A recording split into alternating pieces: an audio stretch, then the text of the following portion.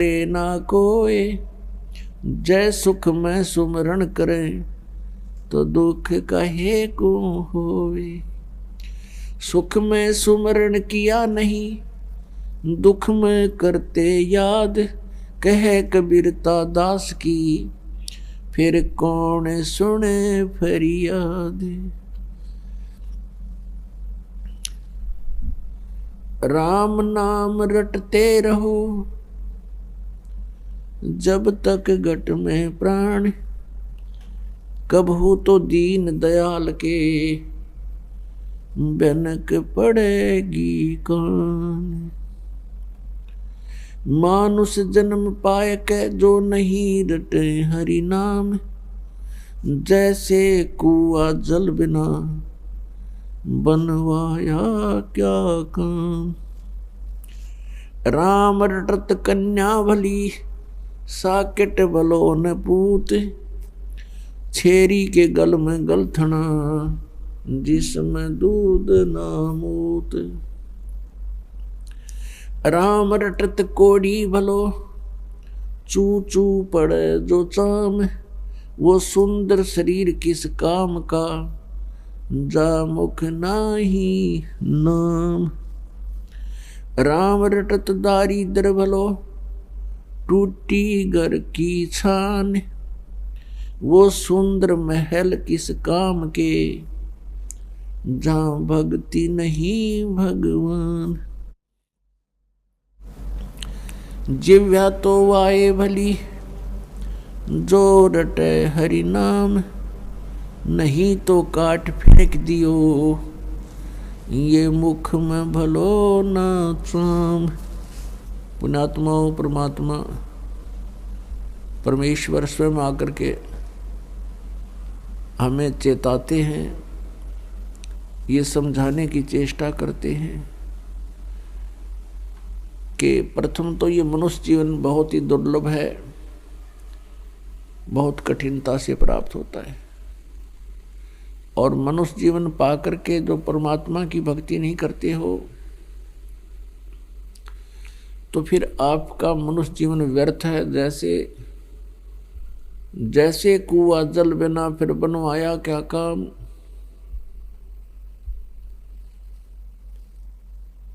अब जिस कूप में जल नहीं है और वो खोद भी रखा है,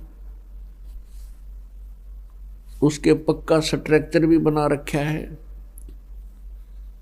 और बहुत सुंदर दिखाई देता है, उसमें जल है नहीं तो वो नाम कूप भले ही है, लेकिन गुण कुएं के नहीं है उसमें। इसी प्रकार जो मनुष्य जीवन प्राप्त करके प्राणी परमेश्वर की भक्ति नहीं करते हैं, उनका नाम मनुष्य अवश्य है, लेकिन गुण मनुष्य के नहीं है। फिर बताते हैं, राम रटत दारिद्र भलो, टूटी घर की छान, वो सुंदर महल किस काम के, जहाँ भक्ति नहीं भगवान। परमात्मा की भक्ति करने वाला वो निर्धन व्यक्ति भला है, अच्छा है, जिसके मकान की छत भी टूटी बेशक हो, जिसकी झोंपड़ी की छत टूटी हो और वो भक्ति कर रहा है, तो कहते हैं वो सुंदर महल किस काम के, जहाँ भक्ति नहीं भगवान। अच्छे महल हैं, खूब बढ़िया कोठी बना रखी है, परमात्मा की भक्ति नहीं करते हैं, उनसे तो वो गरीब व्यक्ति, निर्धन व्यक्ति, जिसकी छान बनी है, एक झोंपड़ी है, हट है, और उसकी भी छान टूटी हो, छत टूटी हो, यानी इतना निर्धन हो तो भी वो उस मायाधारी पैसे वाले से अच्छा है, भगवान को वही पसंद है। क्या बताते हैं, कबीर सब जग निर्धना, धनवंता ना कोई, धनवंता सो जानियो, जिस पर राम नाम धन होए। पुण्यात्मा,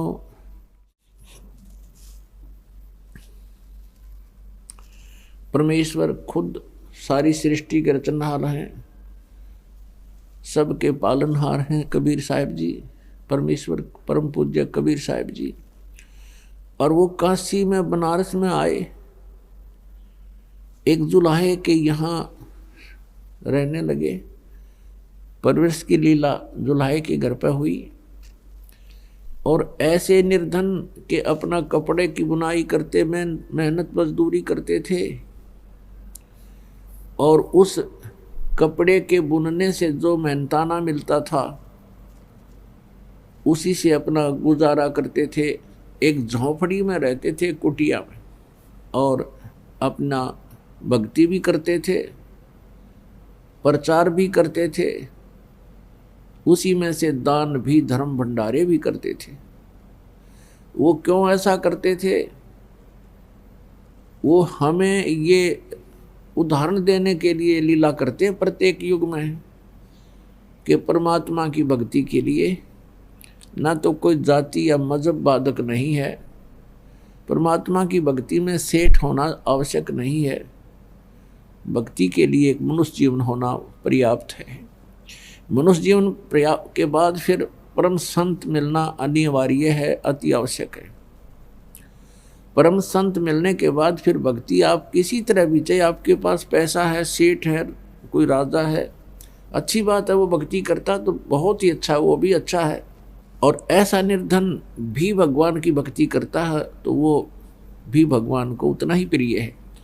अब कहने का भाव यह है कि सभी सेठ नहीं हो सकते, सभी धनी नहीं हो सकते, और जैसे कि हम भक्ति के बिगड़े हुए प्रारूप को ज़्यादा देखते हैं, जैसे हम देखते हैं उस सेठ ने वहाँ 11,000 रुपये दे दिए, ऐसे देखते थे, उसका नाम लिखा गया उस आश्रम पे, तो आम व्यक्ति यूँ सोचा करता भाई यूँ ये पार होंगे जो इतना दान करते हैं।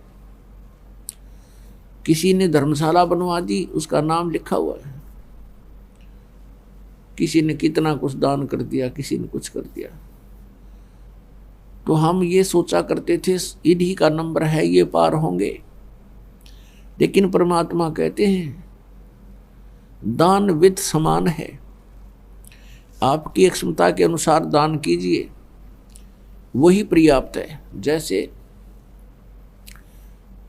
एक व्यक्ति के पास जो है अरबों की संपत्ति है और उसने 2 लाख रुपये दान कर दिए, बहुत अच्छी बात है। और एक व्यक्ति के पास 2,000 रुपये की इनकम है और उसने जो है उसमें से 1,000 दान कर दिया, तो वो उससे अत्यधिक है जिसने 2 लाख दान किए। इन दोनों के अंदर फिर भावना देखी जाती है, यदि भाव सही है, सच्चा भाव है, तो फिर परमात्मा को स्वीकार्य होता है। कहने का भाव ये है कि परमात्मा में आस्था, श्रद्धा, एक लगन विशेष हो तो दोनों ही भक्त परमात्मा प्राप्ति कर सकते हैं। लेकिन सभी सेठ नहीं हो सकते, सभी के पास ये व्यवस्था नहीं हो सकती, क्योंकि पूर्व जन्मों के हम पुण्यों को स्वर्ग में बर्बाद कर चुके हैं। अब फिर नए सिरे से हमारा जैसा प्रारब्ध बना है बचे खुचे कर्मों का, उसी को हम भोग रहे होते हैं। परमात्मा आते हैं, सत भक्ति करवाते हैं, हमें फिर से धनी बनाते हैं भक्ति का, तो फिर हम परमात्मा पाने वाली लाइन में लग जाते हैं। अब जैसे दूसरा प्रारूप बिगाड़ रखा भक्ति का कि जैसे कि परमात्मा वही प्राप्त कर सकते हैं जिन्होंने सब त्याग दिया, घर छोड़ गए, जंगल में रहने लगे, घास फूस फल आहार करके अपना जीवन व्यतीत करते हैं, और कोई तप करता है खड़ा हो करके, कोई धुने लगा करके चारों ओर अग्नि जला करके बीच में बैठा रहता गर्मियों में, सर्दियों में ऊपर से जलधारा करता है। परमात्मा कहते ये कोरे पाखंड हैं, ढोंग हैं, ये आडंबरी व्यक्ति हैं, इनसे कोई लाभ नहीं, ना ये शास्त्र अनुकूल साधना है और शास्त्र विधि को त्याग कर मनमाना आचरण जो करते हैं वो अपना जीवन नाश कर रहे हैं। गीता जी अध्याय नंबर 16 के श्लोक नंबर 23 में कहा कि शास्त्र विधि को त्याग कर जो मनमाना आचरण करते हैं, मनमानी पूजाएं साधनाएं करते हैं, उनको न तो कोई सुख होता है, न उनकी कोई सिद्धि होती है और न ही उनकी गति होती है, यानी यूजलेस। इससे तेरे लिए अर्जुन, गीता जी अध्याय नंबर 16 के श्लोक नंबर 24 में तुरंत कहा है, इससे तेरे लिए कर्तव्य और अकर्तव्य की व्यवस्था में सदग्रंथ ही प्रमाण है। अर्थात जो शास्त्रों में लिखा है उसी अनुसार आप जिन्हें करना चाहिए। शास्त्र विधि त्याग कर कोई भी साधना पूजा मंत्र जाप आप करते हो वो यूजलेस है। अब गीता जी में पुण्यात्माओं केवल ब्रह्म साधना का तो ओम नाम बता रखा है, यही वेदों में बताया है। वेद ज्ञान दाता भी वही है, गीता ज्ञान दाता भी ब्रह्म है। और उसमें वो साथ में संकेत करता है कि वास्तव में पूज्य तो कोई और परमात्मा है जो गीता ज्ञान दाता से अन्य है। उसकी भक्ति करने से जीव को मोक्ष प्राप्त होगा, यहाँ संसारिक सुख भी उसी से प्राप्त होंगे, क्योंकि वो परमात्मा हमारे प्रारब्ध के कर्मों को नष्ट कर देता है जो पाप कर्म है, और पुण्य कर्म फलते रहते हैं। जैसे पहले समय में ये फसल बीजा करते थे तो उसमें घास भी साथ पलता था और फसल आधी मिलती थी। अब एक ऐसी औषधि की खोज हो गई है कि फसल बीज रखी है और उसमें खरपतवार पैदा हो गया है, अड़ंगा, तो उसमें एक सिंचाई के समय औषधि छिड़क दी जाती है, वो घास का नाश कर देती है, खरपतवार को खत्म कर देती है और फसल को हानि नहीं करती। ठीक इसी प्रकार अब उस मंत्र की खोज होगी है, उसकी अन्वेषण होगी है, जो हमारे पापों को नाश कर देता है, पुण्य ज्यों के तो बने रहते हैं। वो मंत्र इस दास के अतिरिक्त इस वर्ल्ड में किसी के पास नहीं, 21 ब्रह्मांड में नहीं है वो मंत्र। तो वो मंत्र आपको दिया जाएगा जिससे आपके पापों का नाश हो जाएगा, और वो केवल कबीर परमेश्वर की रजा से, उसी की कृपा से ही होगा, क्योंकि वो मेन पावर हमारी जो थर्मल प्लांट है, हमारा जो मेन पावर हाउस है वो कबीर जी है, और पावर हाउस से लाइट आती है। और संत समझो वो छोटे सतर के पावर हाउस होते हैं, कोई 33 kV का, कोई 66 kV का। तो उन संतों से जो उस मेन पावर से कनेक्टेड जो संत है वो भी एक समझो पावर हाउस है, और उस पावर हाउस से फिर आपको कनेक्शन है तो आपके काम बनेंगे, सही सारे काम होंगे। तो जो भी ये मंत्र आपको दिया जाता है ये कबीर परमेश्वर वाली पावर से ही काम करता है, वैसे नहीं करता ये काम। तो पुण्यात्माओं अब गीता जी के अंदर केवल एक ओम मंत्र बताया है ब्रह्म साधना का, क्योंकि गीता ज्ञान दाता 8वें अध्याय के 13वें श्लोक में कहता है कि ओम इति एकाक्षरम ब्रह्म व्यवहारन माम अनुस्मरन ये परियाति तजन देहम स याति परमाम गतिम। मुझ ब्रह्म का केवल एक ओम मंत्र है, नथिंग एल्स, इति बस। और जो ये उच्चारण करके सिमरण करता हुआ ये परियाति तजन देहम, जो शरीर त्याग कर जाते समय तक किसी का सिमरण करता हुआ जाता है, स याति परमाम गति, वो परम गति को प्राप्त होता है। यानी ओम से मिलने वाली जो गति लाभ है वो परम गति इस ओम तक मिल लगी, ओम मंत्र से। और वो क्या है? ब्रह्मलोक प्राप्ति ओम नाम के जाप से, क्योंकि ये ब्रह्म का जाप है, मंत्र है, तो इससे ब्रह्मलोक प्राप्त होगा। और ब्रह्मलोक में गए हुए प्राणी भी पुनः इसमें मृतलोक में आते हैं, जन्म मृत्यु में आते हैं। गीता जी अध्याय नंबर 8 के श्लोक नंबर 16 में। तो इसलिए गीता जी अध्याय नंबर 7 के श्लोक नंबर 18 में गीता ज्ञानदाता अपनी गति को, ओम से मिलने वाला जो लाभ है उसको अनुत्तम कहता है, क्योंकि जन्म मृत्यु, गीता ज्ञानदाता कहता अर्जुन तेरे और मेरे बहुत जन्म हो चुके हैं, तू नहीं जानता मैं जानता हूं। गीता जी अध्याय नंबर 4 के श्लोक नंबर 5 और 9 में, गीता जी अध्याय नंबर 2 के श्लोक नंबर 12 में, गीता जी अध्याय नंबर 10 के श्लोक नंबर 2 में गीता ज्ञानदाता स्पष्ट करता है मेरी भी जन्म उत्पत्ति होती है, जन्म होता है, और मेरी मृत्यु भी होती है, और जो मेरे आश्रित प्राणी हैं उनका भी ऐसा ही होगा। अंडरस्टूड है। इसलिए वो कहता है कि यदि तूने पूर्ण मोक्ष चाहिए और परम शांति चाहिए, क्योंकि जब तक जन्म मृत्यु है तो यहाँ तो यही समस्याएं सामने आएंगी, जितनी बार भी जन्म होगा यही प्रैक्टिकल होगा जो आज आपका हो रहा है, यही तरीका होगा। संतान ना हुई तो दुखी, हो गए तो फिर दुखी, कोई मर गया कोई बच गया फिर हाहाकार मची। तो यहाँ कोई जीवन थोड़ा ही है, ना जाने कब दुर्घटना मर जाए, ना जाने कोई ऐसी भयंकर बीमारी हो जाए, ना जाने कोई फ्लड आ जाए, ना जाने कि तब भूकंप आ जाए और शाम न सोए सुबह कोई नहीं पावे। तो यहाँ शांति नहीं हो सकती। जन्म मृत्यु जब तक रहेगी जीव सुखी नहीं हो सकता।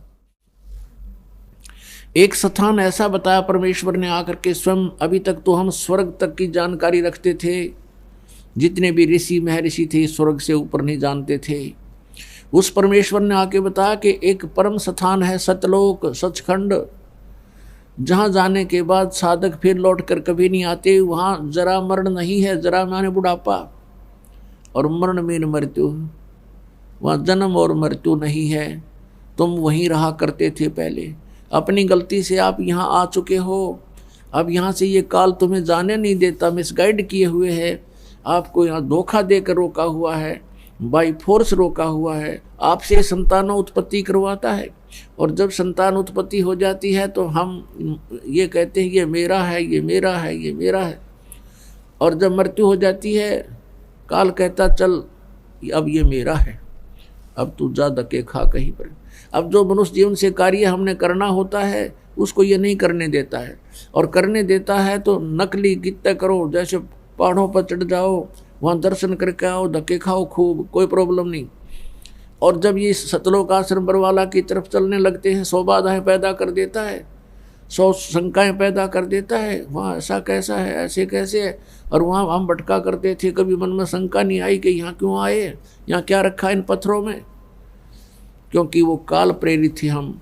अब दयाल प्रेरित हो गए, परमात्मा की रजा से हम यहाँ पाएंगे। हमने परमात्मा की रजा को बनाए रखना पड़ेगा। उसकी रजा जब तक रहेगी तब तक रहेगी जब तक आप मर्यादा में रहोगे, परमात्मा के नियम को भंग नहीं करोगे तो उनका आपके साथ एक टच बना रहेगा। और आपने मर्यादा भंग कर दी तो भगवान का हाथ उठ जाता है, फिर आप यहाँ नहीं आ पाओगे, फिर तो वहीं धक्के खाओगे जहाँ पहले खाते थे। तो यहाँ आपने परमात्मा का पंजा बनाए रखने के लिए मर्यादा सबसे पहले रखनी पड़ेगी। जो नियम बताए गए हैं उनको खंड ना करना, भगवान आपके साथ रहेगा। तो यहाँ आप, तो गीता ज्ञानदाता कहता है कि मेरा तो केवल एक ओम नाम है, और इसके सिमरण से मेरे वाली जो गति मिलेगी वही फाइनल है मेरी तरफ से। तो फिर ये कहता है कि जन्म मृत्यु मेरी भी बनी रहेगी और अर्जुन तेरी भी बनी रहेगी, परम शांति नहीं हो सकती। अब फिर बताया 15वें अध्याय के 1 से लेकर 4 में और 16 और 17 में, गीता जी अध्याय नंबर 18 के श्लोक नंबर 62 में कहा कि अर्जुन तू सर्वभाव से उस परमेश्वर की शरण में जा जिसकी कृपा से तू परम शांति को और सनातन परम धाम को प्राप्त होगा। सनातन परम धाम माने शाश्वतम स्थानम, शाश्वत माने सदा रहने वाला अविनाशी सत्य, और स्थान माने धाम कहो, लोक कहो तो स्थान कहो। तो हम सतलोक कहते हैं, हमारे भगवान ने उसको सतलोक कहा है। दूसरी भाषा में सचखंड कहते हैं, खंड कहो, द्वीप कहो, लोक कहो, और सत्य माने सच। तो सचखंड कहो, सतलोक कहो, सतपुरुष कहो, सतपुरुष कहो, भाषा भिन्न है। तो वो सतलोक में से परमात्मा स्वयं आए, वहाँ रहते हैं भगवान, और हमारे जो यहाँ नहीं आए, हम वहाँ रह गए, हम यहाँ गलती से आ गए, तो वो वहीं रह रहे हैं सभी आत्माएं, पुण्यात्माएं। और जो परमात्मा के इस आदेश का पालन करके सतभक्ति करके वापस चले गए, वो भी वहाँ पर विद्यमान हैं। तो हम वहाँ रहा करते थे और वहाँ चलना पड़ेगा अपने। अब क्या बताते हैं 15वें अध्याय के 1 से लेकर 4 और 16 और 17 में गीता ज्ञानदाता कहता है कि सरपुरुष और अक्षर पुरुष, सरपुरुष ये स्वयं है, अक्षर पुरुष ये परब्रह्म है जो 7 संग ब्रह्मांड का स्वामी है, और सरपुरुष है ये केवल 21 ब्रह्मांड का स्वामी है। और गीता जी अध्याय नंबर 15 के श्लोक नंबर 17 में कहा कि उत्तम पुरुष है तू अन्य परमात्मा इति उदाहरते, ये लोक धर्म आविश्य विभ्रति अवय ईश्वर है। अब सरपुरुष और अक्षर पुरुष जो 15वें अध्याय के 16वें श्लोक में कहा है कि ये तो दोनों नाशवान हैं, इनके अंतर्गत जितने प्राणी हैं वो भी और ये भी। जीवात्मा अलग, वो तो सेपरेट इशू है, वो तो गधे कुत्ते सब के अमर है, वो नहीं मरती। अब फिर कहा कि 15वें अध्याय के 17वें श्लोक में कि उत्तम पुरुष यानी पुरुषोत्तम श्रेष्ठ प्रभु तो कोई और है इन दोनों से, और वही तीनों लोकों में प्रवेश करके सबका धारण पोषण करता है। क्योंकि गीता जी अध्याय नंबर 15 के श्लोक नंबर 1 में कहा कि उल्टा लटका हुआ संसार रूपी वृक्ष है, जिसकी ऊपर को जड़ है, नीचे को तीनों गुण रूपी शाखा है। तो ये संसार रूपी वृक्ष की जड़ जो है मूल परमात्मा है, परम अक्षर ब्रह्म है, और मूल से ही पूरे पेड़ को आहार मिलता है। तो यहाँ बताया है कि वो जो मूल रूपी भगवान है वो परम अक्षर ब्रह्म। 8वें अध्याय के प्रथम श्लोक में अर्जुन ने पूछा कि वो आपने जो 7वें अध्याय के 29वें श्लोक में कहा है भगवान कि जो तत्ब्रह्म को और सारे दात्म को और सभी कर्मों से परिचित हो जाता है, जान लेता है, वो केवल जरा और मरण से ही छूटने का प्रयत्न करता है, या संसार की कोई वस्तु डिमांड नहीं करता। तो किम तत्ब्रह्म, वो ऐसा क्या भगवान है, ऐसा कौन है वो परमात्मा जिसके जानने के बाद फिर यहाँ की इच्छाएं समाप्त हो जाती हैं। गीता ज्ञानदाता ने 8वें अध्याय के 3रे श्लोक में कहा कि वो परम अक्षर ब्रह्म है। तो यहाँ 15वें अध्याय के 17वें श्लोक में कहा है उस परम अक्षर ब्रह्म की तरफ संकेत है। परम अक्षर पुरुष कहो चाहे ब्रह्म कहो, कि वो तीनों लोकों में प्रवेश करके सबका धारण पोषण करता है, वो उत्तम पुरुष है। तू अन्य है, वो तो वो परमात्मा तो कोई और है। अब यहाँ गीता ज्ञानदाता 15वें अध्याय के 18वें श्लोक में कहता है अपने बारे में कि मैं तो केवल लोक वेद के आधार से पुरुषोत्तम प्रसिद्ध हो रहा हूँ, क्योंकि मेरे अंतर्गत जितने प्राणी हैं, चाहे वो जड़ हैं, चाहे वो जीवात्मा हैं, और चाहे वो स्थूल शरीरधारी हैं प्राणी हैं, जितने भी प्राणी मेरे 21 ब्रह्मांड में हैं उनसे मैं श्रेष्ठ हूँ, उनसे तगड़ा हूँ, इसलिए मैं पुरुषोत्तम प्रसिद्ध हो रहा हूँ। आई एम नॉट पुरुषोत्तम, क्योंकि वो तो 15वें अध्याय के 17वें श्लोक में बता दिया वो तो कोई और है। और कहे मैं तो लोक वेद यानी सुने सुनाए ज्ञान के आधार से, और यहाँ के जितने प्राणी हैं वो मुझे पुरुषोत्तम मान रहे हैं। मैं पुरुषोत्तम नहीं हूँ, मेरा तो जन्म मृत्यु होता है, फिर पुरुषोत्तम की तरह है जिसकी जन्म मृत्यु होती है। तो उस पुरुषोत्तम के पाने के लिए गीता जी अध्याय नंबर 17 के श्लोक नंबर 23 में कहा है कि उस परम अक्षर ब्रह्म की साधना का मंत्र बताया है कि ओम तत्सत इति निर्देशः ब्रह्मण त्रिविध समर्थः। उस ब्रह्मण माने सच्चिदानंद घन ब्रह्म यानी परम अक्षर ब्रह्म का जो मंत्र है उसको पढ़ने की जो साधना है वो 3 मंत्र की है, और उसकी 3 प्रकार की विधि है उसके सिमरण करने की। ये है उस परमात्मा के पाने का। इससे क्या होगा, गीता जी अध्याय नंबर 15 के श्लोक नंबर 1 से 4 में कहा है कि जब तत्वदर्शी संत मिल जा, जो उल्टे लटके हुए संसार रूपी वृक्ष के सभी विभागों को बताता है, सवेदवित, वो तत्वदर्शी संत है। तत्वदर्शी संत के मिलने के पश्चात इस अज्ञान रूपी अंधकार को तत्वज्ञान रूपी शस्त्र से काटकर उसके पश्चात परमेश्वर के उस परम पद की खोज करनी चाहिए। गीता जी अध्याय नंबर 15 के श्लोक नंबर 4 में कहा है कि उसके पश्चात परमेश्वर के उस परम पद की खोज करनी चाहिए, जहां जाने के बाद साधक फिर लौटकर कभी संसार में नहीं आते, अर्थात उनका पूर्ण मोक्ष हो जाता है। और केवल गीता ज्ञानदाता कहता है केवल उसी की भक्ति करो। अपने आत्माओं कहने का भाव ये है कि हम जो साधना कर रहे हैं ये शास्त्र अनुकूल है या उसके विरुद्ध है, इसको कहाँ से प्रमाणित करें, कहाँ से इसकी तुलना करें। ये सदग्रंथ है अपने, जैसे श्रीमद् भगवत गीता और पवित्र चारों वेद, पवित्र श्रीमद् भगवत गीता और पवित्र 18 पुराण और पवित्र 5वां वेद सूक्ष्म वेद परम अक्षर ब्रह्म की वाणी यानी कबीर वाणी, और फिर उन संतों की वाणी जिनको भगवान स्वयं आकर मिले हैं, जो उनका विधान है प्रभु का, उनकी वाणी में जो कुछ लिखा वो हमारे सदग्रंथ है, वो हमारे शास्त्र है। अपने आत्माओं इन शास्त्रों को भी हमने ध्यान से देखना है कि कौन से शास्त्र किस सत्र के हैं।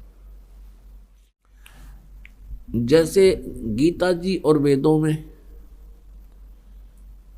न हरे राम हरे कृष्ण सीताराम राधे श्याम ओम नमः शिवाय ओम भागवते वासुदेव नमः, ये इस तरह कोई मंत्र नहीं है। ना तू ही एक निरंकार, तू मैनू बकस दे, मैं तेरी शरण, ये निरंकारी नाम देते हैं। और ना ये जो स हम ये नाम देते हैं, स हम हंस नाम देते हैं कुछ, यानी ये मनमुखी बकवादे हैं, इनसे कोई लाभ जीव को नहीं होगा। और न ही ये अकाल मूर्त सब स्वरूपी राम सतपुरुष, और न ही ये मंत्र हैं निरंकार ओंकार ज्योत निरंजन सोहम और सतनाम। ये जो नाम हैं, इन दो मंत्र जो जैसे केवल ब्रह्म की साधना करनी है ओनली ओम मंत्र है, और परम अक्षर ब्रह्म की करनी है तो 3 मंत्र हैं ओम तत्सत। ओम तो सीधा है, सार्वजनिक रखा है तो ब्रह्म का, और तत् और सत ये सांकेतिक हैं, गुप्त मंत्र हैं। ये दास बताओगा कोड वर्ड है ये। तो तत् मंत्र ये जैसे गीता जी अध्याय नंबर 15 के श्लोक नंबर 16 और 17 में 3 पुरुष बताए हैं। पुरुष कहो चाहे भगवान कहो, प्रभु स्वामी कहो। एक सरपुरुष ये तो ब्रह्म है, इसका ओम मंत्र है ओम तत्सत में। और दूसरा अक्षर पुरुष है जिसको परब्रह्म कहते हैं, जो 7 संग ब्रह्मांड का स्वामी है। जो 7 संग ब्रह्मांड का स्वामी है वो अक्षर पुरुष है, उसका मंत्र ये तत् है। और जो सत मंत्र है ओम तत्सत में, वैसे ये तत् सांकेतिक है, सीधा नहीं ओम तत्सत ओम तत्सत ये जाप नहीं करने का ऐसे। अब सत जो मंत्र है वो भी सांकेतिक है, इसका अन्य एक मंत्र है, ये है परम अक्षर ब्रह्म का, ये उस परम पिता का मंत्र है। तो इन तीनों की ही मजदूरी करनी है हमने, साधना करनी। साधना मीन मजदूरी, तो इन तीनों की साधना करनी है। अब पुण्यात्मा पूजा और साधना में अंतर होता है। पूजा क्या है, जैसे हमने किसी से ऋण ले रखा, ऋण, तो हम उस ऋण को उतारने के लिए जो साधना कर रहे हैं वो मजदूरी कर रहे हैं। तो हम जिसका ऋण देना उसकी पूजा नहीं करें, हम तो उसके को अपना पैसा उतारने के लिए उसको अपनी मजदूरी करें। अब जैसे हमने पुणात्मा, जैसे आप जी ने सेब खरीदनी है, सेब, अब उस सेब को कैसे प्राप्त किया जाए, सबने पता सेब है मार्केट में मिल रहा है, लेकिन जेब में पैसे नहीं है तो मार्केट में कैसे मिल जाएगी। अब ये भी ज्ञान हो गया कि सतलोक में सतपुरुष है और वहाँ पर सारा सुख है, तो वो वहाँ पहुँचेंगे कैसे, वो भक्ति धन चाहिए। जैसे हमने सेब खानी है, सेब के गुणों का ज्ञान हो गया, और वो कहाँ मिलती है, मार्केट में या मंडी में या कहीं बाजार में मिलेगी। तो कैसे मिलेगी, पैसे से मिलेगी। तो पैसे के लिए हमने क्या करना पड़ेगा, कोई मजदूरी कर या कोई और धंधा करे, फिर पैसे इकट्ठे कर और फिर सेब प्राप्त कर, वहाँ जाकर मार्केट में जाते मिलेगी फिर तो। और जेब में पैसा नहीं है तो घूमे जा, वहाँ पर सेब भी रखा है, कोई ना दे तुझे उठा करके। तो ऐसे ही हमने सतलोक जाना है। तो हमारा उद्देश्य जो था, पूजा सेब की थी, सेब की पूजा थी, लेकिन मजदूरी कहीं और कर रहे थे। तो हमने पाना है परमेश्वर कबीर देव, सतलोक पाना है, वो हमारी सेब है और मजदूरी ये है। अब ये मजदूरी बताई है ओम तत्सत मंत्र की, और जो प्रथम मंत्र आपको दिया जाता है ये इनकी पूजाएं नहीं है, ये भी मजदूरी है उस सेब को खाने की, सेब को पाने की, परमेश्वर तक जाने की। यानी हमारे शरीर के अंदर इन भगवानों का जो है ना अपना अपना महकमे के अनुसार इनका हमारे ऊपर ऋण है, और इन मंत्रों की मजदूरी करके हम इनका ऋण चुका देंगे। फिर ये हमने नो ड्यू सर्टिफिकेट दे देंगे, NOC, और जब इनसे NOC मिल जाएगी तब हम त्रिकुटी की तरफ जा सकते हैं, अन्यथा नहीं जा सकते, क्योंकि ये हमारा शरीर है। एक ब्रह्मांड जो है, एक ब्रह्मांड में जो भी व्यवस्था हो रही है उसी का ये एक इस शरीर में व्यवस्था है। जैसे टीवी में चैनल होते हैं, टेलीविज़न में चैनल होते हैं, तो ऐसे हमारे शरीर में चैनल बने हैं। ये बैकबोन जो है, रीढ़ की हड्डी, बैकबोन, इसके अंदर की साइड में एक बिल्कुल साथ साथ चिपकी हुई आंतड़ियाँ सी बनी हुई हैं।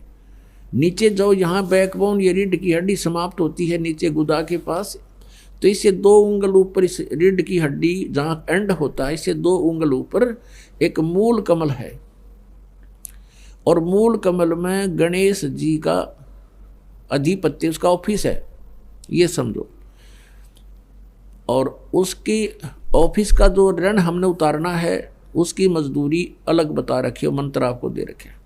उसके बाद उससे 2 उंगल ऊपर बैकबोन में वहाँ पर सावित्री और ब्रह्मा जी का ऑफिस है, इसको स्वाद चक्र बोलते हैं। उससे ऊपर जो नाभि आपकी सुंडी है, नाभि, इसके बैक साइड में बैकबोन के साथ में ऐसी आंतड़ियाँ सी चिपकी हुई हैं, उसमें 8 पत्ती का कमल है, और जो ब्रह्मा जी का है वो 6 पत्तियों का कमल है, और गणेश जी का है वो 4 पत्तियों का कमल है।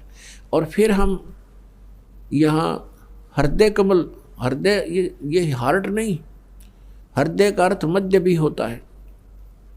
तो हमारे जो रीढ़ की हड्डी है और यहाँ दोनों सतनों के बीच में ये स्थान है, ये मध्य है, इसके बैक में रीढ़ की हड्डी के अंदर की साइड में वहाँ पर इस शिव और पार्वती का ऑफिस है। यानी वहाँ इनका कमल है और 12 पंखड़ी है, इसकी 12 पत्तियाँ हैं।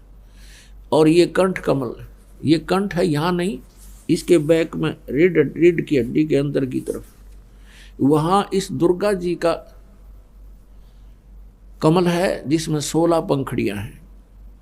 तो हम इनकी मजदूरी करेंगे, इनकी मजदूरी करके हम इनसे नो ड्यू सर्टिफिकेट लेंगे। जैसे कोई विदेश में गया है और वहाँ उसने कोई कारोबार कर रखा था, उसमें घाटा हो गया, उसके ऊपर कर्जे हो गए, उसका जो है कर्जा हो गया, और उसने जैसे कनेक्शन ले रखा, बिजली का कनेक्शन ले रखा था, टेलीफोन का कनेक्शन ले रखा था, वाटर सप्लाई का, और भी बहुत से, तो वो सभी सुविधाएं उसकी बंद होगी, क्योंकि वो निर्धन हो गया, उसके पास पैसा रहा नहीं, क्योंकि उसकी साधना ठीक नहीं थी, उसकी भक्ति, वो उसकी जो फैक्ट्री चली नहीं किसी भी कारण से। तो अब वो सुविधाएं प्राप्त हो नहीं, ऋण उतरे नहीं, तो कोई बीच में ऐसा प्रभावशाली व्यक्ति आ जावे और वो कहे उन महकमे वालों को जा करके, भाई मैं इसका गारंटर हूँ, इसको सभी सुविधाएं दे दो, ये तुम्हारा ऋण देगा किस्तों में। तो दोबारा सुविधाएं दिलवा दी जाएं तो फिर आपने मजदूरी तक करनी पड़ेगी और उसका ऋण भी उतारना होगा। ठीक इसीलिए इसी प्रकार इन भगवानों का ऋण हमारे ऊपर है। तो यहाँ से नीचे के प्रधान हैं, मुखिया हैं, इनका ऋण हमने देना पड़ेगा। और उस ऋण के उतारने के ये 5 मंत्र हैं।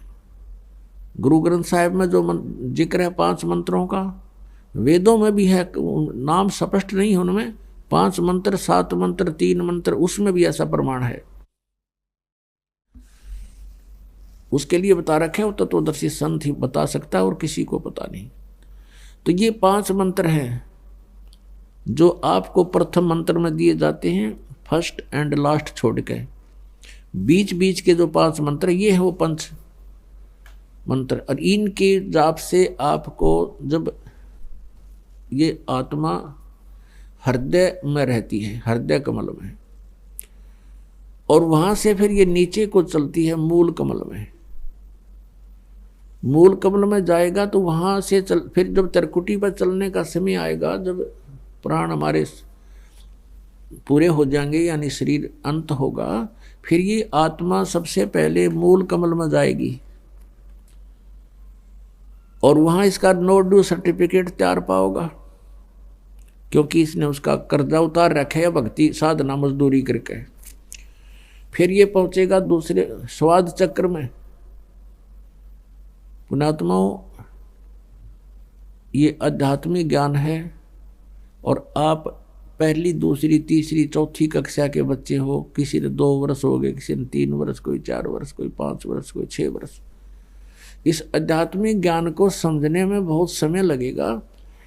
तो धीरे धीरे, क्योंकि एक दिन में तो नहीं समझ पाते, धीरे धीरे समय समय पर ये सब सत्संग के माध्यम से प्रवचन किए जाते हैं, और सत्संग के अंदर एक विशेष ध्यान रखा जाता है कि प्रथम कक्षा के बच्चे भी होते हैं जो पहली बार आए हैं, तो सभी प्रकार के डोज देनी पड़ती है ताकि सभी को सहारा मिले, विश्वास दृढ़ हो, भगवान में रुचि बने आपकी। तो पुण्यात्मा, इस काल ने हमारी सारी व्यवस्था ऐसी बना रखी है, निरे पाप हों। तो इस प्रकार हम संतानों उत्पत्ति करते हैं, वो ब्रह्मा जी के ही विभाग में आती है। तो उसके अंदर हम बहुत वेस्ट करते हैं, अपना शक्ति को बहुत वेस्ट होती है, तो वो कर्जा और ऋण बन जाता हमारे ऊपर।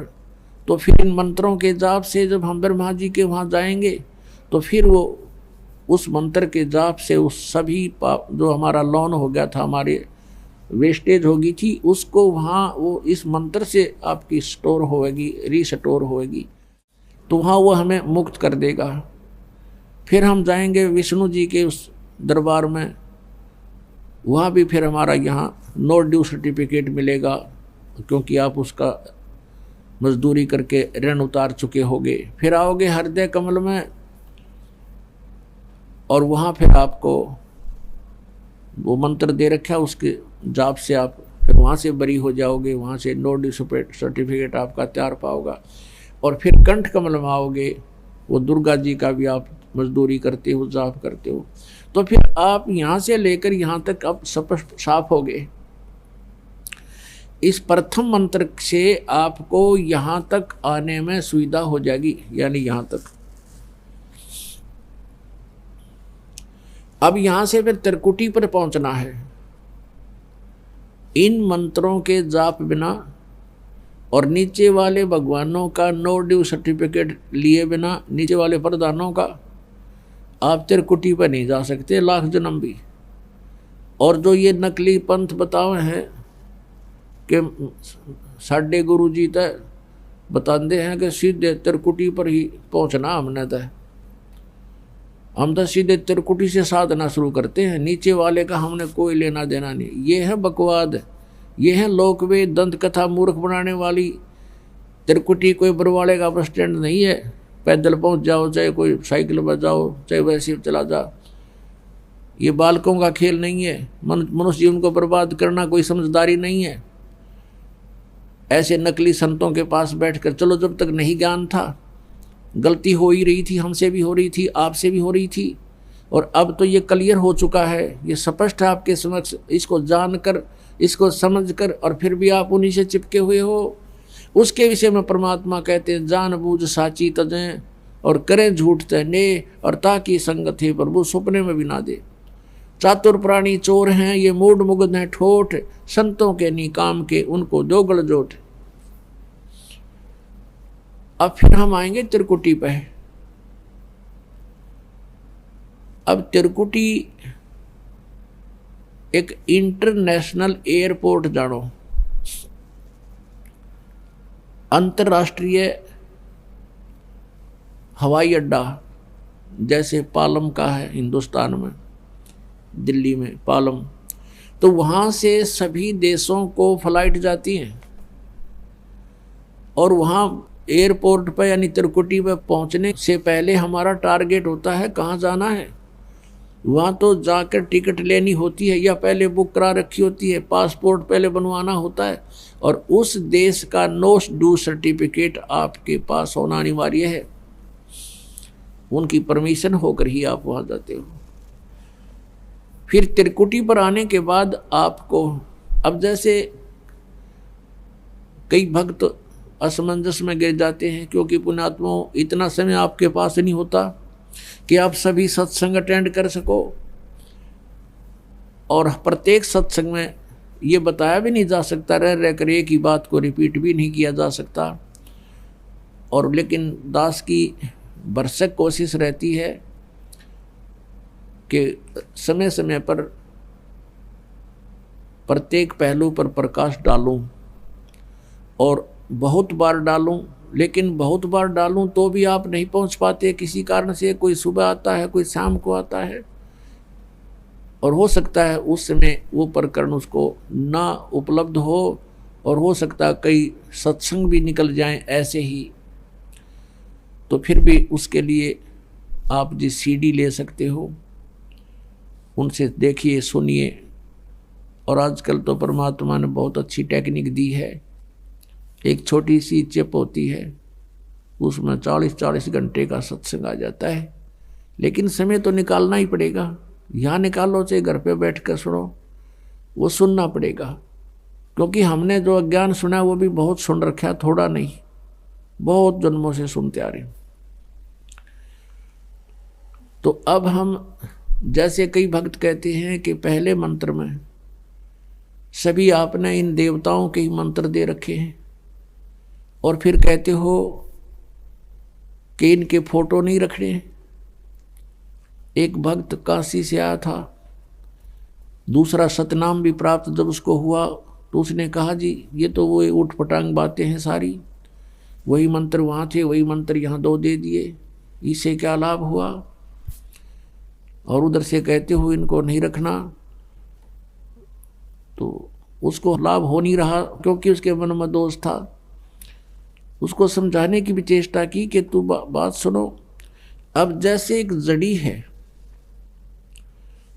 जड़ी है उसको किसी 2 जड़ियों से मिला करके उसका जो योग किया जाता है उससे कुछ अन्य लाभ देती है वो, और उसको 5-7 जड़ियों में मिला करके उसका मिश्रण किया जाता है तो उस समय वो कुछ और लाभ देती है।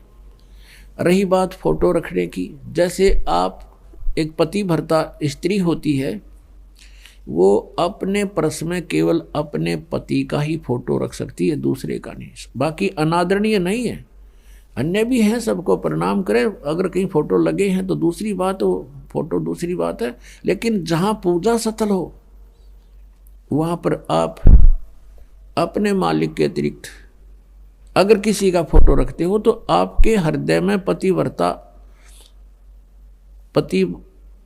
तो नहीं है, वो नहीं है आपके अंदर, तो वो पतिव्रतापन नहीं होने से भगवान रुष्ट होगा। तो इसलिए हमने अपने पूजा स्थल पर केवल अपने ही उस पति का यानी कबीर जी का, परमेश्वर का, मालिक का फोटो ही रखना है। बाकी रही बात के जैसे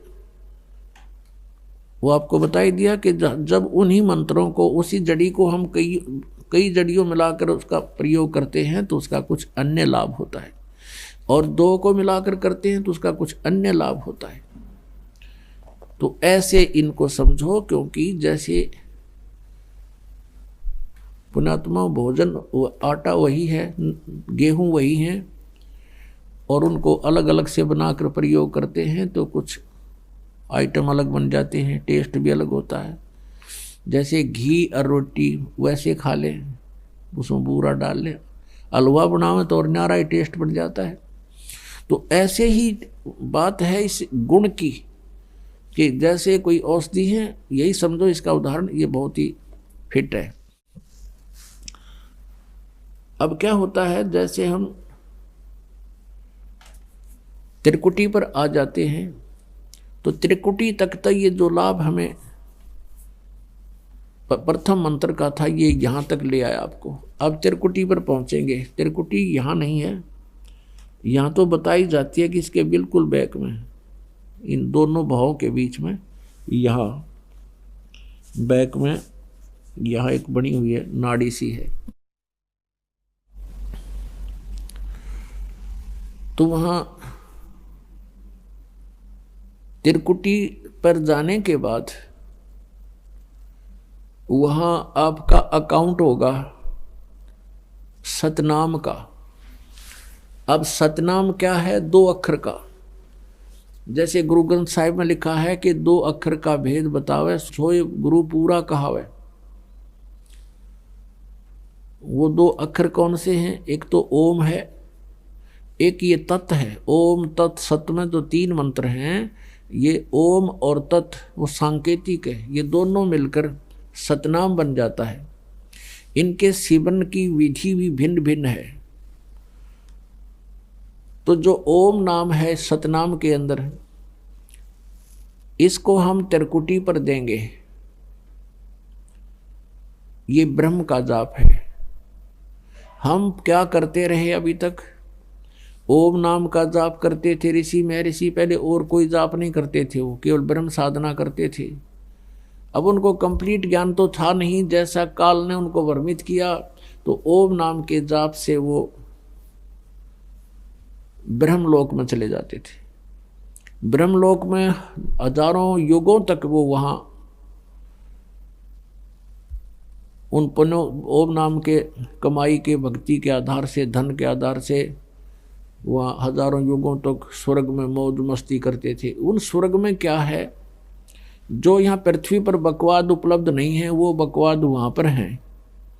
नाचना गाना, सुंदर औरतें, हर तरह की बकवाद, हर तरह के वहाँ फुहारे चलते हैं, कहीं पर आतिशबाजी। जैसे एक मेले में चला जा या किसी रेस्टोरेंट में आदमी अपनी ही पैसे से, अपनी पूंजी से वहाँ मौज कर रहा है, तो करता रहो। एक दिन वो पूंजी समाप्त होगी, उसके बाद फिर उसको वापस भेज दिया जाएगा वहाँ से, उसको जेब खाली हो लेगी, तब वो भागेगा वहाँ से। तो हम अभी तक अपनी जेब वहाँ कटवाते रहे स्वर्ग में जाकर ओम नाम के जापते हैं। महास्वर्ग में, महास्वर्ग कहो, ब्रह्मलोक कहो, और हमारे पाप न्यो के न्यो रह जाते हैं। उन पापों के लिए फिर नरक भी जाना पड़ता, और उसके बाद फिर यहाँ 84 लाख योनियों में, पशु पक्षियों की भी योनियों में भोग जाना पड़ता।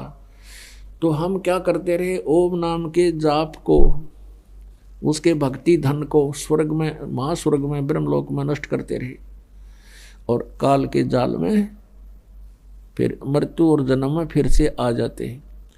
अब हम क्या करेंगे? जैसे गीता जी अध्याय नंबर 18 के श्लोक नंबर 62 में कहा कि अर्जुन तू सर्वभाव से उस परमेश्वर की शरण में जा, उसकी कृपा से ही तू परम शांति को और सनातन परम धाम को प्राप्त होगा। फिर गीता जी अध्याय नंबर 18 के श्लोक नंबर 63 में कहा कि अर्जुन, ये गीता जी का गुप्त से गुप्त ज्ञान मैंने तेरे को बता दिया। अब जैसे तेरी इच्छा ऐसे कर ले। मेरी शरण में रहना है तो उठा लठ, हथियार उठा युद्ध कर, यहाँ शांति नहीं हो सकती। और मेरी साधना करेगा तो ब्रह्मलोक प्राप्त होगा। और 8वें अध्याय के 13वें श्लोक में बता दिया, मेरा मंत्र ओम है, नथिंग एल्स, और कोई मंत्र नहीं जाप करने का। और जन्म मृत्यु तेरी भी रहेगी, मेरी भी रहेगी, शांति नहीं हो सकती। और यदि तूने परम शांति चाहिए, सनातन परम धाम जाने के बाद फिर लौट कर वापस नहीं आते, वो स्थान चाहिए, तो उसकी साधना तत्वदर्शी संत बताएंगे। 4थे अध्याय के 34वें श्लोक में गीता जी में कहा है, उनको खोज ले, मैं नहीं जानता उसके विषय में। अब 18वें अध्याय के 63वें श्लोक में स्पष्ट कर दिया उसने, गीता ज्ञानदाता ने, कि ईब यु गुप्त से गुप्त ज्ञान दे दिया तेरे थे। जैसे तुझे ठीक लगे वो फैसला कर ले, सोच ले। मेरी शरण में रहना है तो जन्म मृत्यु भी रहेगी, शांति नहीं। मैं पूरा विश्वास दिलाता हूं कि मेरी शरण में रहेगा तो मुझे ही प्राप्त होगा। तो अंडरस्टूड है, जहां साता बासा होई, मन कर्म वचन सुमरियो सोई। फिर 18वें अध्याय के 64वें श्लोक में तुरंत कहा कि एक गुप्त से गुप्त भेद और बताता हूं। फिर सुन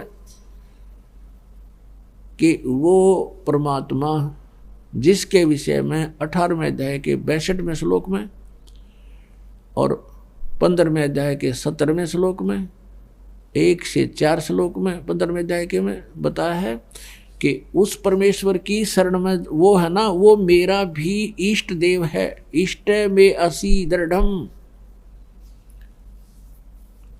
तत्वक्षामि ते हितम। ये तेरे हित में बता रहा हूं कि वो मेरा पूज्य देव है, मैं भी उसकी भक्ति करता हूं।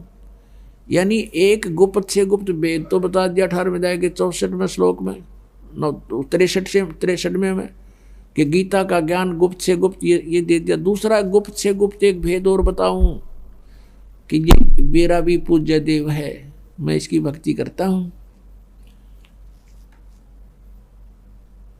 और परमेश्वर कहते हैं तेरा ज्योत स्वरूपी अलख निरंजन, ये धरता ध्यान हमारा। अब ये कौन सा जाप करता है इसको? ये केवल हठ योग करता है, ध्यान लगाता है, मेडिटेशन करता है, तप करता है। 21वें ब्रह्मांड के ऊपर ले उसमें बैठा है ये। और तप से क्या मिलता है? राज्य मिलता है। तप से राज्य, तो ये उस तप प्राप्त करके अपना ये राज्य मेंटेन रखता है। और यहाँ 21 ब्रह्मांडों को चला रहा भगवान से ही कुछ सिद्धियां प्राप्त करके। तो परमात्मा ने कहा तो गोरखनाथ जी को, तेरा ज्योत स्वरूपी ये अलख निरंजन, ये धरता ध्यान हमारा, ये हमारा ही पूजा करता है, हमारा ही ध्यान कर रहा है। और देखो पुण्यात्मा, जिसने जैसी भी फसल बीजी है, किसी ने बांग बो रखी है तो बांग काटेगा। अब फसल ने तो बीज जो बो दिया वो तो देना ही देना। तो परमात्मा सबको जो जैसी साधना कर रहे हैं उससे जो भी उनको मिलना है वही दे देता है। जैसे सिद्धियाँ करते हैं, सिद्धियाँ वालों को सिद्धियाँ मिल जाती हैं। जैसे अगस्त ऋषि ने डले ढोए ऐसी सिद्धि प्राप्त कर ली कि 7 समुद्रों को एक ही घूंट में पी गया, खाली कर दिए 7 समंदर। अब बता, शर में मार लो सिद्धि ने के चाटो सिद्धि का क्या करे। तो ऐसे ये साधनाएं जो करते हैं शास्त्र विधि त्याग का मनमाने आचरण जो है ये यूजलेस बताए हैं। भले ही उनसे आम जनता में प्रभुता हो सकती है जीव की, लेकिन मोक्ष नहीं। अब 18वें अध्याय के 64वें श्लोक में कहा कि अर्जुन वो मेरा पूज्य देव है। और 18वें अध्याय के 65वें श्लोक में कहा कि अब मेरी शरण में रह, मेरा भक्त बन, मुझे नमस्कार कर और निश्चय ही तो मुझे प्राप्त होगा। 18वें अध्याय के 66वें श्लोक में तुरंत कह दिया, फिर डिफरेंशिएट कर दिया अलग अलग कि उसकी शरण में जाना है। 18वें अध्याय के 62वें श्लोक में जिसके विषय में कहा है उसकी शरण में जाना है तो सर्वधर्मान प्रीतज माम एकम शरणम व्रज, मेरे सतर की और सभी पूजाओं को त्याग दे। और फिर एकम शरणम व्रज, मेरे सतर की जो साधना है, धन भक्ति धन तूने इकट्ठा किया वो मेरी मुझे छोड़ दे, मुझे दे दे, उसका प्रतिफल मत लेना। एकम शरणम व्रज, एकम जिसके बराबर दूसरा ना हो, अद्वितीय। अब यहाँ गीता अनुवादकर्ताओं ने अनुवाद गलत कर दिए, अर्थ अनर्थ कर दिए। व्रज माने जाना होता है, इन्होंने आना कर रखा है। अब इनका दृष्टिकोण क्या था कि ये श्री कृष्ण जी से ऊपर नहीं मानने थे। श्री कृष्ण जी को ये सुप्रीम पावर परम अक्षर ब्रह्म मान रहे थे। और जिस कारण से इन्होंने अर्थों के अनर्थ कर डाले, व्रज माने जाना होता है, इन्होंने आना कर दिया। तो यहाँ कहा, गीता ज्ञानदाता कहता है कि मेरे सतर की जितनी पूजाएं हैं, धार्मिक अनुष्ठान जो तूने किए हैं, सभी धर्मान प्रीतज माम, मेरे सतर के जितने भी धार्मिक अनुष्ठान हैं, धार्मिक पूजाएं हैं, वो मुझ में छोड़ दे। एकम शरणम व्रज, उस सर्वशक्तिमान परमात्मा की शरण में तू जा। अहम तवा सर्व पापे भ्यामोक्षामि मां शुच, फिर मैं तुझे इन सभी संकटों से पापों से मुक्त कर दूंगा, तू चिंता ना करे। अपने आत्माओं हम पुण्य बर्बाद कर देते थे स्वर्ग में और पाप भोगते थे नरक में, तो अब हम उन पुण्यों का, जिसके कारण ये हमें यहाँ रोके रहता है, उन पुण्यों का हम प्रतिफल नहीं लेंगे और इसको छोड़ देंगे ओम नाम के जाप की भक्ति धन। और साथ में ये हवन यज्ञ, ये पांचों यज्ञ, ये इसके सतर्की है, हम इसको दे देंगे। यज्ञ से भी स्वर्ग जाते हैं जो केवल हवन करते हैं या कोई केवल स्वाध्याय ही करते रहते हैं, जैसे वो के है ना आपका सुखमणि साहिब का पाठ करते हैं जिसको जप जी साहिब कहते हैं, और जो गीता जी का नित्य पाठ करते हैं, और जो कोई वेदों का नित्य पाठ करते हैं, वो एक यज्ञ बनता है। उस यज्ञ से, ज्ञान यज्ञ है ये, उस यज्ञ से भी पुण्य होते हैं, उससे केवल स्वर्ग प्राप्ति होती है उस समय के लिए, कुछ सीमित समय है, बहुत कम, और फिर वापस आ जाते हैं। तो ये यज्ञ ऐसे हैं जैसे किसी का दीर्घ रोग हो रहा है, दीर्घ रोग है किसी को, और डॉक्टर के पास जाता है, वो बहुत वीक हो गया है, कमज़ोर घना हो गया है, तो जाते ही डॉक्टर ग्लूकोज लाता है। ग्लूकोज जो है ये रोग नाशक नहीं है, ये सहयोगी है उस उपचार में। शरीर को पानी का अभाव पूरा करती है, कुछ शरीर को शक्ति देती है, लेकिन रोग नाश नहीं होता इससे। ये भी आवश्यक है क्योंकि हम चौथे युग में आ गए, अभी तक ट्रीटमेंट ठीक हुआ नहीं, हम कति कंडेम हो लिए। तो यहाँ अब पांचों यज्ञ, ये ट्रीटमेंट करना अनिवार्य है आपका। पांचों यज्ञ भी करनी पड़ेंगी। एक यज्ञ है धर्म की, जैसे दान करते हो भक्त, इसमें से आपका यहाँ भंडारा चलता है, आश्रम बनाया जा रहा है, आपकी रजाई गद्दों का व्यवस्था होती है, दुखी आत्मा आती है, आते यहाँ शांति प्राप्त होती है, भगवान की कथा सुनते हैं, तो आपके द्वारा दिया गया दान आपको आबाद कर देगा। ये स्थान है वो दान करने का। और एक जगह धर्म की, दूसरी जगह ध्यान, परमात्मा का जो याद बनी रहना, उसकी भूल ना पड़े, उसकी रह रह कर याद आवे, दिस इज मेडिटेशन। वो हठ योग मेडिटेशन नहीं बख्शंतों का, ये सहज समाध है, सहज ध्यान है, ये इसको ध्यान बोलते हैं।